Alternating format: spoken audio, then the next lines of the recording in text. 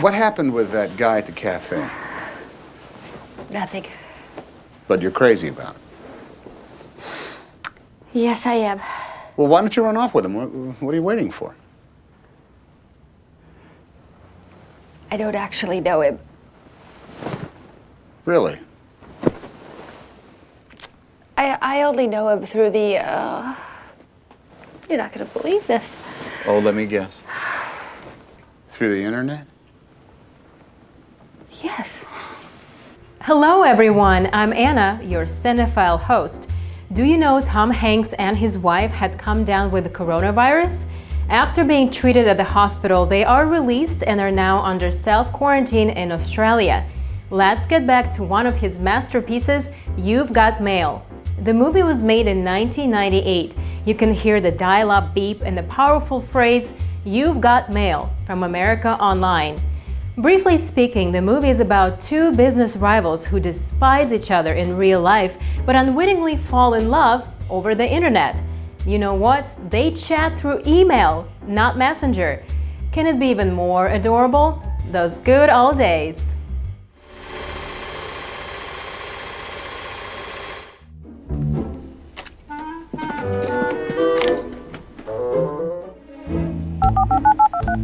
You've got mail.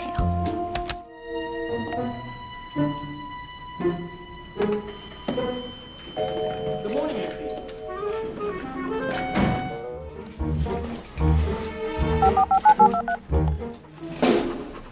You've got mail.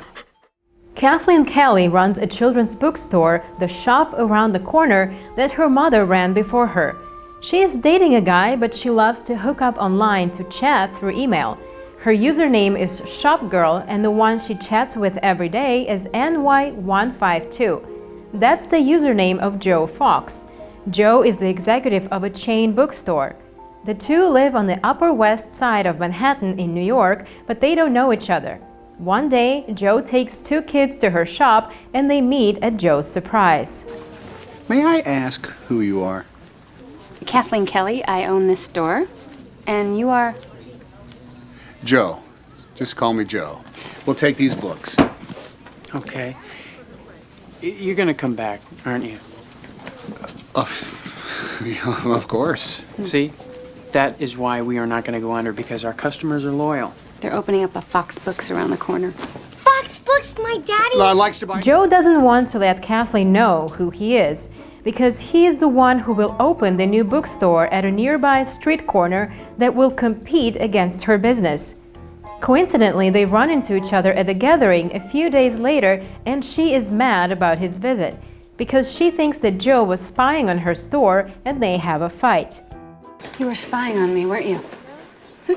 You probably rented those children. Why would I spy on you? Because I am your competition, which you know perfectly well, or you would not have put up that sign just around the corner. The entrance to our store is around the corner, and there's no other way of saying that. It's not the name of our store, it's where it is. And you do not own the phrase around the corner. After the quarrel, they had a competition war without knowing their online identity.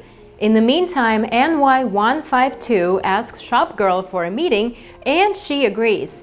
The night they're going to meet, NY152 found that ShopGirl is Kathleen, so he left, but shows up later with the identity of Joe, not NY152.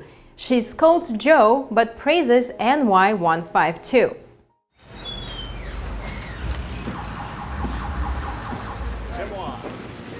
Take a wild guess that that's not him either. So who is he, I wonder? And will you be mean to him too? No, I will not. Because the man who is coming here tonight is completely unlike you. He's got the most wonderful sense of humor. But he's not here. Well, if he's not here, he has a reason, because there is not a cruel or careless bone in his body. You've deluded yourself into thinking that you're some sort of benefactor bringing books to the masses. But no one will ever remember you, Joe Fox. And maybe no one will remember me either, but plenty of people remember my mother. You are nothing but a suit. Kathleen heavily scolds Joe that night. It makes NY152 hesitant to make an excuse for not being there. But after a few days, he regretfully writes an email to Shopgirl to apologize for his absence. But I'm absolutely sure that whatever you said last night was provoked, even deserved. And everyone says things they regret when they're worried or stressed. You were expecting to see someone you trusted and met the enemy instead. The fault is mine. Someday I'll explain everything. The shop around the corner slowly goes under. Kathleen takes a break to figure out what she wants to do. As the shop goes under, Joe realizes his feelings towards Kathleen and begins building a face-to-face relationship, still keeping his online identity a secret. They slowly build a friendship. What happened with that guy at the cafe? Nothing. But you're crazy about it. Yes, I am. Well, why don't you run off with him? What are you waiting for?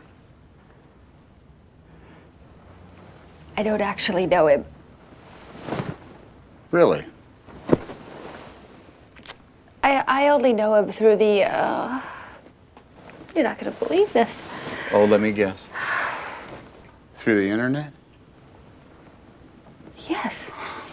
Eventually, NY152 arranges a meeting between his online persona and Shopgirl, but right before she is set to meet her online friend, Joe reveals his feelings for Kathleen. Upon arriving at the meeting place, she hears his voice and sees that NY152 is, in fact, Joe Fox.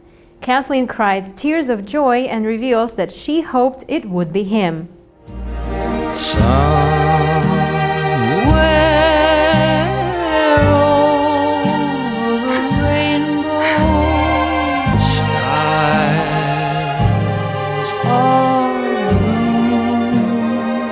Don't cry, shop girl. Don't cry. I wanted it to be you. I wanted it to be you so badly. 1998 was the time when the internet started booming, and friend-making social media websites and apps are some of the most favorite and profitable applications on the internet now. Through language learning, movie watching, diet groups, or any other group activities, people are getting to know each other faster and easier.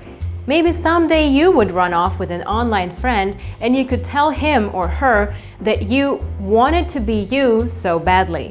Thanks for watching it. We have more episodes on Funday website. See you guys there. You know what? She almost has the same coloring as that Kathleen Kelly person. Kathleen Kelly of the Little Bookstore. Well, why not? You said you thought she was attractive. Absolutely, yes. Why not? Who cares about Kathleen Kelly? Well, if you don't like Kathleen Kelly, I can tell you right now, you ain't gonna like this girl. Why not? Because it is Kathleen Kelly.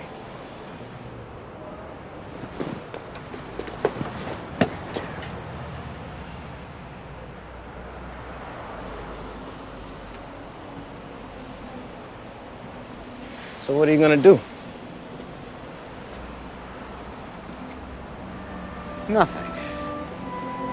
I mean nothing. You're just gonna let her wait there all Yes, night? yes, I am. That's exactly what I'm going to do. Good night, Kevin. I'll see you in the morning.